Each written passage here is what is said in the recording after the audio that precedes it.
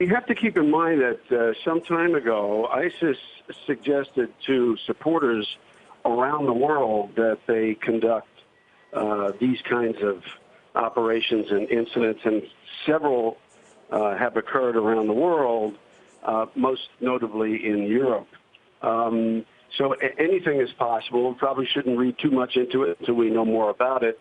But this follows the pattern of suggestions from ISIS to its supporters, particularly in Europe. Colonel, I know people have been on edge, especially since the White House announced this ban about larger devices coming into this country from certain other countries. Is there a sense out there about ISIS having provoked people to commit more acts of terrorism against the U.S., against the U.K., against whomever lately, or are these all just disparate events? Well, they're not mutually exclusive.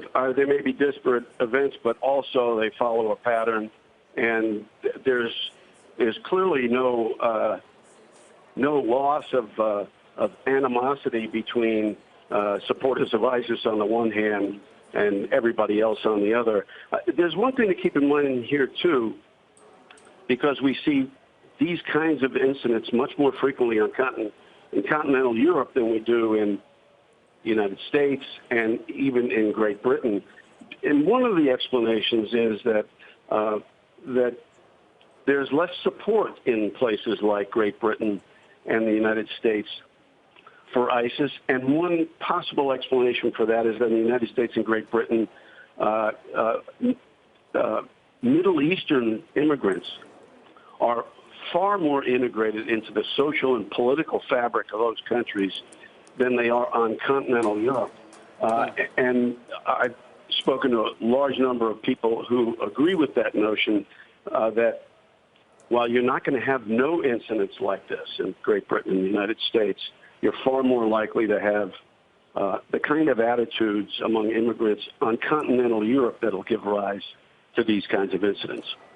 And of course, we do want to point out at this point, we don't know what the nature of this incident was. We don't know the gender of the assailant, what the motive might have been, whether this is garden variety crime, just albeit at a time of heightened alarm, or whether this might be a terrorist motive.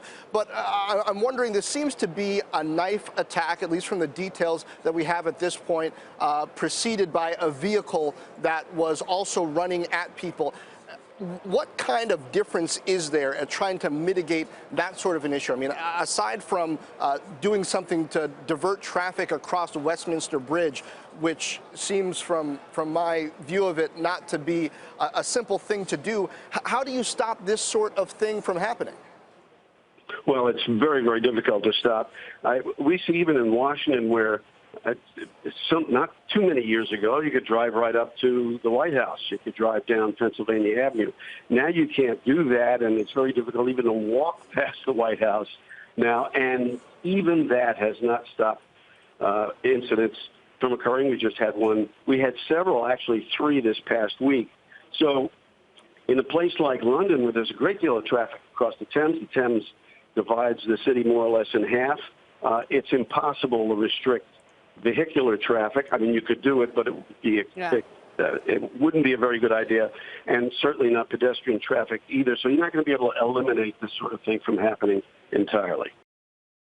Hey there, thanks for checking out CNBC on YouTube. Be sure to subscribe to stay up to date on all of the day's biggest stories. You can also click on any of the videos around me to watch the latest from CNBC. Thanks for watching.